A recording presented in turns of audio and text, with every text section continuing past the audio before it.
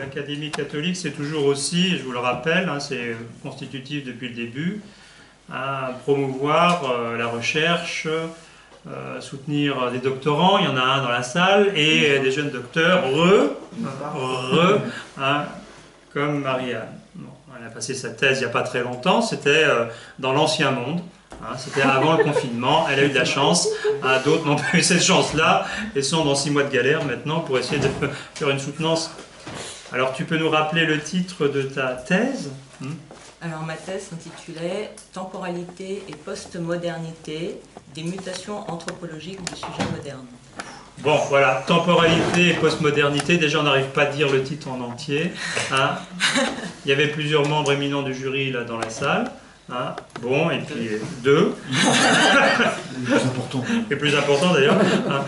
Et puis, bah, ta thèse, voilà, elle fait déjà un peu autorité. Tu vas avoir un article dans Transversalité, il va falloir la promouvoir et maintenant défendre un peu ton approche des choses, puisque bon, ton champ de recherche c'est le transhumanisme, pour faire simple, et pas uniquement ça, mais enfin, hein, c'est là-dedans aussi qu'il y a un intérêt à réfléchir comme tu le fais sur la contemporanéité.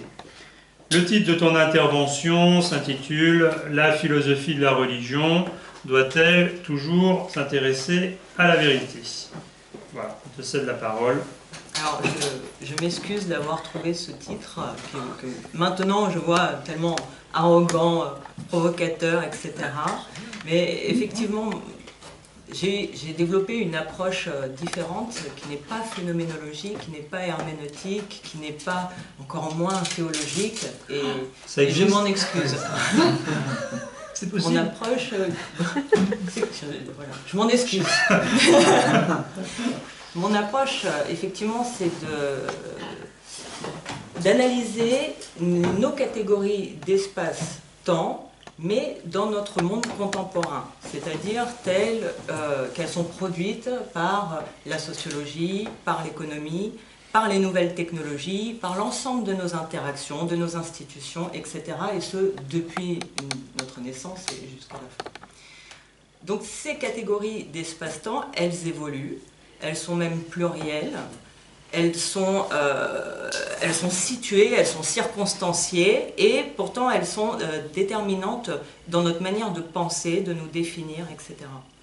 Et donc je ne pouvais pas poser la question de la vérité sans poser la question de son contexte. C'est-à-dire que on ne pense pas à la vérité dans l'Antiquité grecque, comme dans le Moyen-Âge chrétien, comme aujourd'hui en 2020, de la même manière. Pourquoi? Parce que l'homme a changé, ses catégories spatio-temporelles ont changé. Les techniques ont changé, les techniques matérielles, les techniques de langage, les techniques de pensée, l'espace-temps. L'espace-temps et l'homme. Alors ce qui était intéressant, quand j'ai saisi ce colloque et ce sujet, c'était je voulais partir aux origines. Je me suis dit, je ne connais pas la théologie, donc je le reconnais. En revanche, j'ai des livres d'archéologie que j'adore, donc partons aux origines. Et ce qui est intéressant, c'est que dans l'apparition du langage symbolique, ce qui est transmis entre les générations, c'est le problème fondamental de liaison entre l'homme et le divin. Donc cette question, elle est fondamentale depuis les origines, cette liaison, dans les 3 catégories, homme, espace, temps. Donc je cite cette étude de André Leroy-Gourhan, tome 2, Le geste et la parole. Donc je vais l'aborder par la suite dans ma 3e partie. Je suis désolée aussi parce que dans ma présentation, je dois amener mes propositions, amener mon angle d'analyse. Et pour l'amener, cet angle-là, je vais devoir dire des choses que vous connaissez déjà. Donc voilà, ça va vous faire un grand rappel. Et voilà, une piqûre de rappel pour tout le monde. Le vaccin est proche. Voilà. Alors, pour partir déjà, effectivement, il y a une sorte d'ambivalence. On a tous acté que nous nous situons dans un monde désenchanté, suivant Max Weber, suivant Marcel Gauchet. Enfin, spécifiquement dans la traduction de Max Weber, c'est un monde démagifié. Enfin, il parle de démagification du monde. Du fait eh bien, d'une rationalité technicienne, omnisciente, omniprésente et qui gérerait absolument tout aujourd'hui.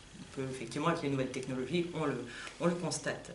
Mais pourtant, effectivement, au même moment, on ne parlerait pas d'un naissant, effectivement, c'est très délicat de trouver le bon terme, mais la question religieuse se pose toujours, en un mot. La question religieuse se pose toujours, et elle se pose peut-être pas là où on le croit, d'ailleurs. Parfois, des problèmes comme le fondamentalisme sont aussi une occasion de poser cette question. Pourquoi des jeunes désœuvrés dans des cités, finalement, se tournent vers ce sens religieux, alors certes fondamental, effectivement, certes radical, certes dangereux, mais il n'empêche qu'ils sont bien en quête d'un autre discours, d'un autre sens, peut-être, et c'est un peu le sujet de cet exposé, c'est d'un autre espace-temps. Voilà. Alors, pour aller sur ce chemin-là, je suis obligée de faire une petite perspective historique, de revenir d'abord à la distinction qu'Hannah Arendt fait entre la vita contemplativa et la vita activa, que je pense comme, effectivement, et qu'elle pense aussi d'ailleurs, comme un renversement de paradigme, mais intégral, c'est-à-dire dans le rapport à la vérité, dans l'élaboration de la vérité, dans le rapport de l'homme à la vérité, donc un changement de paradigme intégral, pour ensuite arriver à la perspective postmoderne, mais telle que le définit Jean-François Lyotard, c'est-à-dire vraiment comme un tournant épistémologique situé après la modernité. Donc qu'est-ce que cela impacte en termes de récit, sur la vérité, en termes de récit sur l'homme, par conséquent, sur l'espace-temps, et arriver enfin, finalement, à cette question, voilà, est-ce que c'est la vérité? Est-ce que c'est autre chose? Voilà, quel est le sens? Quel est le sens aujourd'hui que cherchent encore certains, nombreux peut-être? Voilà. Donc, en observant la longue histoire, dans ses approches, ses discours, ses institutions, il y a un mouvement significatif, significatif en soi de celui qui évolue, l'homme, et de ce qu'il fait évoluer, donc la vérité. Hannah Arendt écrit The Human Condition en 1958, on le reçoit nous en 1961, La condition de l'homme moderne. Donc, elle est vraiment ancrée, elle écrit après la Seconde Guerre mondiale, elle est vraiment une fine analysatrice, enfin, oui, on dit ça, en tout cas de notre monde et de l'épistémologie de notre monde. Elle y décrit donc ce renversement de paradigme qu'elle va situer donc des premières écoles philosophiques de Platon, d'Aristote. Elle va aller aussi jusqu'à l'étude de saint Thomas d'Aquin, de saint Augustin, donc situé avant, pour un peu circonscrire une première forme d'approche de la vérité. Cette approche, on peut la voir dans l'allégorie de la caverne de Platon, hein, dans le livre 7 de la République. La vérité ne se situe pas dans l'espace-temps sensible. C'est-à-dire, la vérité ne peut subir le changement. Elle est immuable. Et par conséquent, vu qu'elle est en dehors du devenir, elle est atemporelle, elle est éternelle. Et pour parvenir à sortir de la caverne du monde sensible, l'homme doit donc se mettre en état d'y parvenir. Il ne peut s'affairer, faire des affaires politiques, etc. Il ne peut être un sophiste et être dans ce chemin contemplatif vers la vérité. Alors, c'est à partir de là, d'ailleurs, qu'on peut déjà observer une hiérarchie des modes de vie entre les hommes qui sont prisonniers des nécessités du monde sensible, on va dire esclaves de leurs besoins, de leurs instincts, puis ceux qui au moins s'élèvent aux affaires publiques et politiques, et au sommet, nous avons les hommes libres, libres de tout ancrage finalement physique, spatio-temporel, et qui peuvent s'adonner à la contemplation de la vérité. Alors, je dis schématiquement ceci parce que ça me permet de faire le parallèle avec l'archéologie d'André Leroy-Gourhan, qui lui va noter effectivement que en Inde, en Chine, dans l'islam et en Occident, il y a cette recherche méthodique de rupture qui vise un état de permanence. Alors, je le cite, « Depuis des siècles, l'individu qui prétend retrouver son équilibre spirituel n'a dans toutes les civilisations d'autre issue que vers le monastère et au-delà vers les cavernes et le désert, aboutissant au double refus du temps et de l'espace dans l'immobilisation contemplative. » Fin de citation. Donc, cette vita contemplativa, c'est le sommet. C'est le sommet. On s'abstrait au niveau du corps, mais on s'abstrait aussi au niveau de l'âme. On s'abstrait des stases temporelles, pour faire référence à saint Augustin. Et la vita activa, elle n'a sa dignité qu'en référence à. Voilà. Chez saint Thomas d'Aquin, la vertu de la vie active, c'est d'apaiser l'âme. Sinon elle est celle qu'on partage avec les animaux. Pour saint Augustin, c'est un fardeau. Un fardeau qu'on supporte, qui serait intolérable sans la jouissance du vrai qu'on obtient dans la contemplation. Fardeau intolérable. Bon. Eh bien, pourtant, c'est cette hiérarchie-là qui va radicalement être inversée. Alors, moi, je le situe, je ne suis pas la seule. Après, effectivement, l'histoire, parfois, c'est un petit peu, c'est un petit peu négociable. Je mets à travers l'essor des mouvements sociaux et politico-religieux des 15e et 16e siècles, émerge sur le plan épistémologique une nouvelle hiérarchie, non plus dirigée vers la contemplation du divin, mais vers la maîtrise la plus efficiente de l'espace et du temps humain. Donc je mets la remise en question des autorités théologiques, scolastiques, par la révolution de l'héliocentrisme, la réforme, les guerres de religion, mais aussi l'évolution du rapport au monde avec la cartographie, la découverte des nouveaux mondes qui étaient inconnus de la Bible, favorisèrent le passage, donc là je cite un peu Hannah Arendt, le passage de l'antique étonnement au doute cartésien. L'exemple que j'aime bien, c'est le geste galiléen, qui va vraiment révolutionner dans le sens moderne du terme le statut de la connaissance, ce qui l'institue et les procédés par lesquels elle se justifie, elle se légitime et elle se justifie. Il révolutionne la science pensée comme théorie et comme art depuis l'Antiquité, qui se place par conséquent dans une hiérarchie supérieure à la pratique et à l'expérience. Très simplement, dans la métaphysique d'Aristote et d'une manière générale dans l'Antiquité grecque, on considérait, je cite, les gens qui s'élevaient jusqu'à l'art comme plus savants que les gens de simple expérience. Et cette estime leur fut accordée précisément parce que leur connaissance n'avait pas un but d'application immédiate. L'homme qui se guide par les données de l'art est supérieur à ceux qui suivent exclusivement l'expérience. Fin de citation. On voit quand même combien le monde a changé dans ce type de hiérarchie. Donc en découvrant précisément par l'expérience un élément renversant les théories transmises à travers les âges par l'art, Galilée a non seulement relativisé la valeur de ces théories, mais aussi leur méthode et leur système d'argumentation.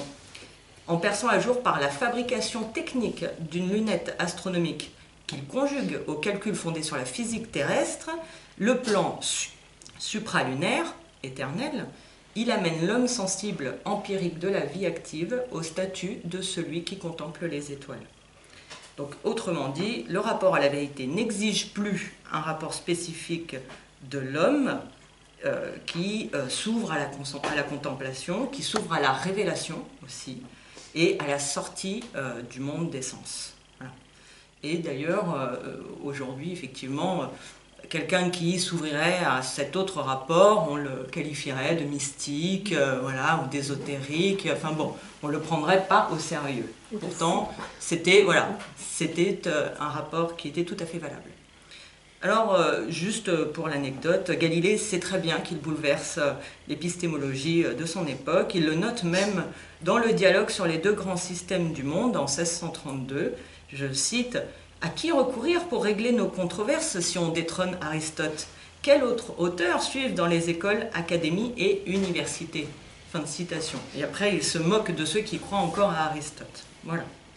Il pose, ce faisant, un problème éminemment moderne, celui de l'obsolescence des vérités reçues par l'autorité de l'institution ou par la mémoire collective. C'est le problème qu'on affronte aujourd'hui. Parce que ces vérités échouent face à la double entreprise des sciences et des techniques qui fonctionnent concrètement. La vérité, désormais, ne peut rester en dehors de l'espace et du temps, encore moins en dehors de l'expérience. Elle doit descendre dans le sujet, et ce sera le geste de René Descartes, qui est bien entendu contemporain, qui va douter des connaissances reçues pour bâtir par lui-même, avec méthode et expérimentation, des vérités accessibles pour tous. Alors, la vérité qu'il vise dans le discours sur la méthode, donc c'est elle a pour but l'utilité, le bien général de tous les hommes, donc on a déjà une notion en plus d'utilité, et elle peut donner lieu à des connaissances, je cite, utiles à la vie, et qu'au lieu de cette philosophie spéculative qu'on enseigne dans les écoles, on en peut trouver une pratique par laquelle, connaissant la force et les actions du feu, de l'eau, de l'air, des astres, des cieux, nous les pourrions employer en même façon à tous les usages auxquels ils sont propres et ainsi nous rendre comme maîtres et possesseurs de la nature. Fin de citation. Donc, René Descartes inaugure ce rapport moderne à la vérité, un rapport à la fois donc, pratique et expérimental dans l'espace-temps du sujet. Mais, à défaut de pouvoir vérifier empiriquement certaines vérités inaccessibles à l'expérience, l'attention et le rapport vont progressivement se porter sur la validité des processus, la validité des raisonnements, des méthodes, des comment, indépendamment des pourquoi, des causes premières, temporairement inaccessibles. La suite de ce déplacement est un changement logique du statut de la vérité, dont l'intérêt substantiel et symbolique se videra au profit de l'intérêt de ses productions. Je cite ici Hannah Arendt, elle écrit « L'accent se déplaça de l'intérêt pour les choses à l'intérêt pour les processus, dont les choses allaient bientôt devenir des sous-produits presque accidentels. » Donc il y a bien un renversement entre les représentations de finalité ou de cause statiques au profit de gestes, de projets, de conceptions dynamiques, mais dont finalement le dynamisme est synonyme de progrès rationnel et technique. Le problème de ce projet, c'est que dans cette dynamique, un certain nombre d'idéaux et de présupposés symboliques vont être éliminés au fur et à mesure, tout simplement parce qu'ils deviendront absolument inutiles. C'est la perspective postmoderne, la fragmentation des grands récits et par ailleurs la désacralisation du monde. Donc on voit la modernité comme un nouveau rapport à la vérité, mais finalement la postmodernité signifie un tournant, un passage qui se situe après la modernité, donc après ce projet. Il y a d'ailleurs à la fois donc une diffusion, une fragmentation des raisons, des récits, etc., du fait d'une fragmentation des méthodes, des raisonnements, des procédés, et une diffusion des critiques correspondantes. L'outil, toutefois, dans cette démarche de progrès, devient la mathématique. En termes de raisons techniques, le langage va devenir mathématisé, et on va le voir dans les entreprises de la cybernétique, etc. Donc, pour cartographier le réel, l'idéal, c'est de reprendre la mathématique, de reprendre l'outil des cercles de Pythagore et de Platon, mais sans reprendre l'analogie, la correspondance vers le cosmos ou vers un lieu tiers. On va reprendre les symboles, mais on va les intégrer. On va les intégrer à la connaissance rationnelle du réel. dans l'espace-temps du temps présent, de maintenant. Donc on va perdre progressivement l'intelligence symbolique en faisant cet acte de descente par la technique, et dans un acte aussi de réduction intégrale qui va viser absolument l'espace, le temps, mais l'homme y compris. L'homme va aussi se voir réduire à une quantité, va aussi se voir objectiver. C'est tout ce geste d'objectivation, de réduction à des quantités évaluables et qu'on peut opérer dans une technique qui va être dénoncé dans ce processus de désenchantement du monde ou de démagification du monde qui est provoqué, suivant Max Weber, je cite, par la rationalisation intellectualiste que nous devons à la science et à la technique scientifique. Dans la poursuite d'une objectivité synonyme de maîtrise et de domination, le processus de rationalisation moderne, donc, a conduit à l'effacement pur et simple des sphères du mythique et du symbolisme intemporel et sacré. Mais cette visée d'une raison objective peine à masquer le sujet caché derrière cette volonté qui construit un objet à portée politique, comme nous l'a démontré les études de Michel Foucault, ou ainsi que dans la théorie critique. Je prends l'exemple là, dans la dialectique de la raison, nous trouvons une analyse justement de ce rapport instrumental et qui se dote en plus d'une visée donc totalitaire. Suivant Max Horkheimer et Théodore Adorno, je les cite, « La matière doit être dominée sans qu'on l'imagine habitée par des forces actives ou dotées de qualités occultes. Tout ce qui ne se conforme pas aux critères du calcul et de l'utilité est suspect à la raison. Lorsqu'elle pourra se développer sans être gênée par une répression extérieure, rien ne pourra la réfréner. » Fin de citation. Ces critiques, donc, participent aussi d'une recherche ou de ce mouvement d'un tournant épistémologique, finalement. Puisque, à partir des années 70, et avec Jean-François Lyotard, se diffuse l'idée d'une condition postmoderne, et donc d'une raison qui a été au bout de son processus. En ce sens, cette raison s'est concentrée donc sur ses propres processus et a exclu d'autres figures tiers. Elle est devenue absolument autonome et autosuffisante. Et par conséquent, comme l'écrit Jean-François Lyotard, je le cite, « Le grand récit a perdu sa crédibilité, quel que soit le mode d'unification qui lui est assigné. Récit spéculatif, récit de l'émancipation. » Nous retrouvons donc, je sais plus, est-ce que j'ai encore du temps ou pas? Je suis un peu perdu dans le temps là. Ça va? Ok.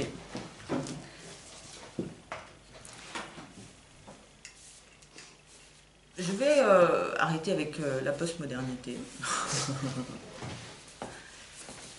Non, en fait, la recherche, ce qui est intéressant ici, c'est un dédoublement entre une raison technicienne qui a oublié, enfin, a évacué, a effacé ses paradigmes et ses récits, donc ces paradigmes qui la légitimaient, ou ces récits concernant des finalités. C'est par exemple la vérité, l'émancipation de l'homme, la justice. Voilà.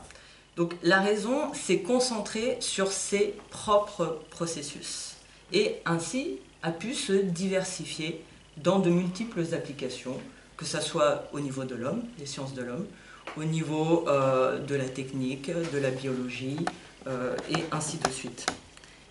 Mais parallèlement à ça, il y a effectivement des recherches qui visent à proposer un nouveau modèle. Et ça, c'est intéressant.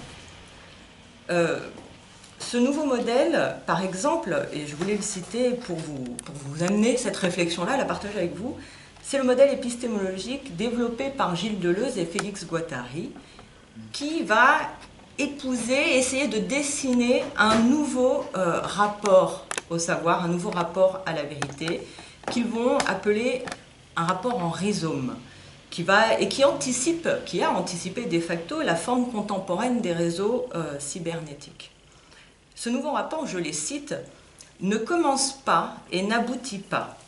Il est toujours au milieu, entre les choses, un inter-être, intermezzo. L'arbre est filiation, mais le rhizome est alliance, uniquement alliance. L'arbre impose le verbe être, mais le rhizome a pour tissu la conjonction et. Il y a dans cette conjonction assez de force pour déraciner le verbe être. Et là, je trouve cette tentative de penser un nouveau modèle paradigmatique, mais sans centre, sans unification, sans circonscription d'une substance, comme très intéressante à réfléchir philosophiquement, d'autant qu'elle s'est fait écho et qu'elle est écho avec l'état scientifique, les avancées de la science et les rapports de la science à l'espace et au temps. Je vais citer le prix Nobel de chimie Ilya Prigogine, je le cite, « Ce ne sont plus d'abord les situations stables et les permanences qui nous intéressent, mais les évolutions, les crises et les instabilités. Plus seulement ce qui demeure, mais aussi ce qui se transforme, les bouleversements géologiques et climatiques. Nulle organisation, nulle stabilité n'est en tant que telle garantie ou légitime. Aucune ne s'impose en droit, toutes sont produits de circonstances et à la merci de circonstances. » Vous connaissez effectivement donc la situation aujourd'hui où on peut dire qu'il y a des vérités suivant les disciplines, il y a des vérités en fonction des circonstances, en fonction effectivement des rapports, suivant les cultures, suivant les espaces géographiques, suivant le temps. Et par conséquent, il devient extrêmement difficile d'arrêter un cadre épistémologique centré sur une substance et sur un espace-temps stable. J'écris « L'homme lui-même est devenu un objet de transition épistémologique, de frontières sémantiques, de frontières techniques et de frontières biologiques. » Ça, c'était le constat. Voilà.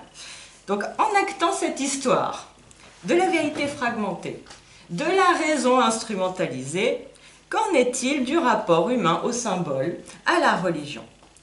Et la religion garde-t-elle la trace du tiers, de l'autre rapport qui, finalement, s'est perdu depuis la modernité? C'est perdu. Voilà. Garde-t-elle une trace? Aujourd'hui, par exemple, la vérité, enfin, je repars sur mon introduction, il y a des vérités. Il y a des vérités et, en revanche, ce qu'il n'y a plus, c'est un méta-récit. C'est un plan symbolique non calculable qui soit perçu dans le monde sensible, qui soit perçu dans l'espace et le temps. Et l'homme lui-même, du coup, n'est plus perçu comme une dignité, une fin qui se situerait en dehors des moyens, en dehors des processus. On part de ces idées, donc, on se situe donc au XXIe siècle, où sont actées les idées de la fin de l'homme de Michel Foucault, les idées de la fin de l'humanisme de Peter Sloterdijk, les idées de la fin d'un statut particulier de l'homme. Donc nous avons la fin d'un statut particulier de la vérité, nous avons la fin d'un statut particulier de l'homme. Alors, que reste-t-il? Donc, ce que je ne vais pas faire, c'est de discuter sur ce qui est acté, selon moi. Je ne vais pas discuter et je ne vais pas chercher de fondement rationnel. Je vais chercher dans la religion ce qui a fait jaillir l'humanité de l'Homo sapiens. Voilà. mon point de départ, en apparence iconoclaste, donc ça, désolé, c'était vrai, c'était l'attention que les premiers sociologues ont accordée à la question sociale au XIXe siècle. Sous-entendu, au XIXe siècle, il y a la paupérisation qui apparaît, la question sociale qui apparaît.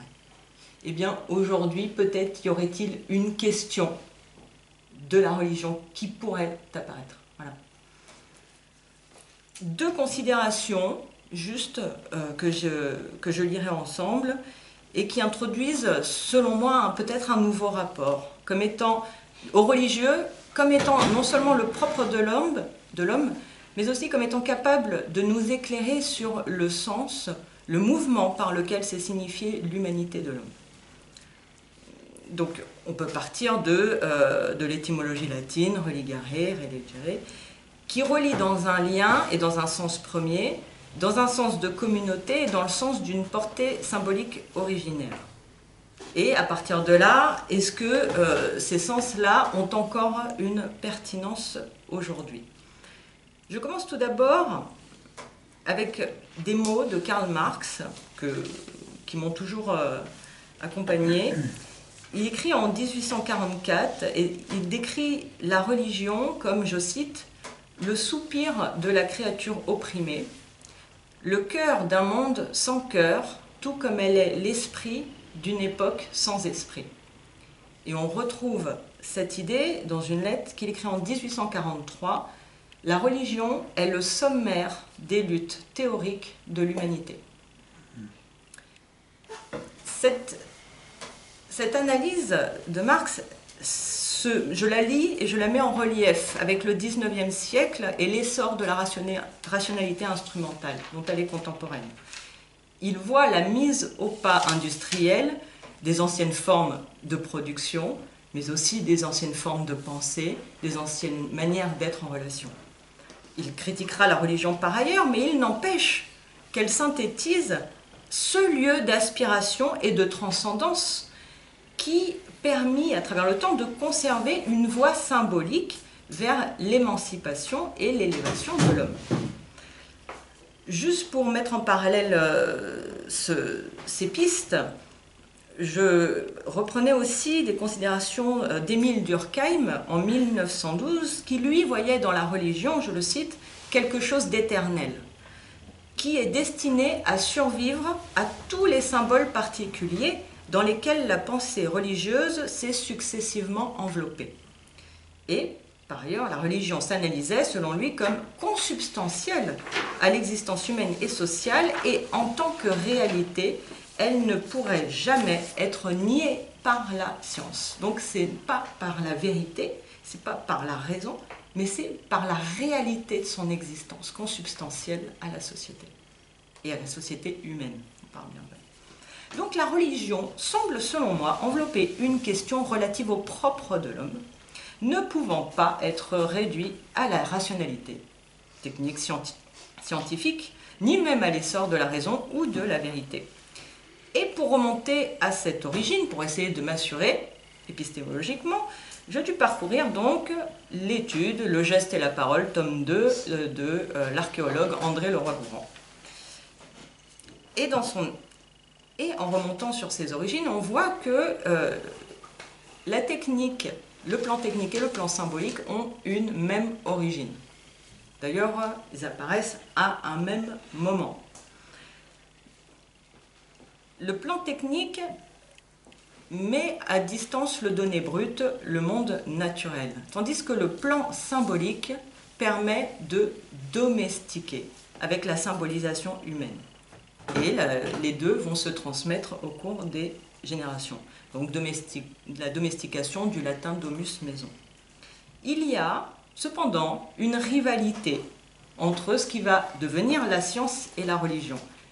Mais ce n'est pas tant sur la vérité de leurs approches. La rivalité entre la science et la religion, je cite André Leroi-Gourhan, c'est parce qu'ils expriment sur deux plans différents la même attitude fondamentale d'équilibre dynamique entre la sécurité et la liberté. l'une et l'autre offrent la même double face, celle de l'assurance matérielle ou métaphysique et celle de la lancer dans une exploration efficace. Donc l'intérêt ici, c'est de nous amener à considérer un rôle conjoint des plans techniques et symboliques comme consubstantiel du développement humain, non par la définition d'un sens, mais par l'organisation d'un mouvement propre à notre espèce. Ce mouvement se présente donc sous la forme d'une oscillation entre deux pôles, ou deux topos, la quête de permanence et de sécurité d'une part et la quête de liberté et d'exploration d'autre part. En se risquant dans cette grille d'interprétation, nous pourrions ainsi lire l'histoire de la vérité comme suivant ce mouvement oscillatoire de l'homme vers une vérité refuge, sphère de permanence en dehors du monde, inconnue dans l'espace-temps en devenir, mais qui ouvre une voie d'ascension et d'exploration. Et nous retrouvons de façon similaire aujourd'hui le rôle des sciences qui ont renversé l'ancien lieu de refuge, mais qui développent les caractéristiques d'une nouvelle source de certitude à l'intérieur duquel l'homme et le politique se réfugient pour trouver des repères stables pour agir et explorer. Donc, ce rythme qui oscille entre la sécurité du refuge technique ou métaphysique et la liberté d'explorer ou d'imaginer est à l'origine de l'ascension civilisationnelle de l'humanité. Je cite André Leroi-Gourhan, « Par paliers successifs, du plus élevé au plus profond, on aboutit à la même alternative, au même courant à double sens ou au même cycle qui joint l'immobilité au mouvement, la sécurité à la liberté, le confort à l'acquisition, le refuge au territoire. Sur ces valeurs constantes, l'évolution empile des systèmes de symboles de plus en plus complexes, mais qui conservent la même origine. » À partir de maintenant, je souhaiterais questionner l'évolution de ce mouvement anthropologique au XXIe siècle. Rapidement. Ok. Alors, je vais aller du coup droit au but. Au XXIe siècle, Jacques Ellul, en écrivant Le système technicien, nous a démontré à quel point le plan technique a colonisé tous les autres plans. Le souci, par conséquent, il est double. C'est que le plan technique, la raison technicienne, a créé un refuge. Elle a sécurisé. Mais ce faisant, elle a tout arasé dans une seule dimension, la sienne, et elle empêche l'ascension vers un territoire inconnu. Elle empêche l'exploration, puisque tout est connu, tout est réduit à l'état de raison.